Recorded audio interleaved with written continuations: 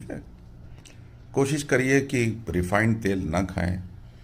जो असली तेल है, चाहे सरसों का है या जिसका है, जो मशीन से कोल्ड प्रेस्ड ऑयल है, उसको इस्तेमाल करें, क्योंकि बहुत महंगा हो गया है। रिफाइंड तेल ही लोगों को ख़रीदना मुश्किल हो गया है ना। तो कहाँ से बेचारे सरसों का तेल, वही गिन्नी में जो कोल्ड प्रेस जिसको बोलते हैं, हॉट प्रेस, कोल्ड प्रेस, पढ़ ज्ञान ले लीजिए क्या है दोनों, उसके बारे में नहीं बताऊंगा।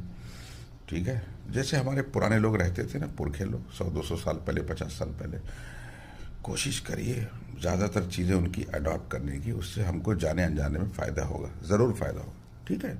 और रात को वॉकिंग करके विटामिन डी मत लीजिए। लोग रात की वॉकिंग कर रहे हैं विटामिन डी लेने के लिए। विटामिन डी दिन में मिलती है, ठीक है, सूरज की रोशनी से। यूरोप के कुछ ऐसे मुल्क हैं, इतनी सर्दी है कि उनके पास वेस्ट चीज़ जो जलाते हैं ना गर्मी हासिल करने के लिए, वेस्ट कचरा, वो ख़त्म हो गया है। वेस्ट मटेरियल दूसरे मुल्कों से इंपोर्ट कर रहे हैं। ठीक है। एडवांस कंट्री की मैं बात कर रहा हूँ। तो हमको अल्लाह ने, इंडिया पाकिस्तान की मैं बात कर रहा हूँ, बांग्लादेश, सूरज की रोशनी दिया हुआ है, अच्छा मौसम दिया है।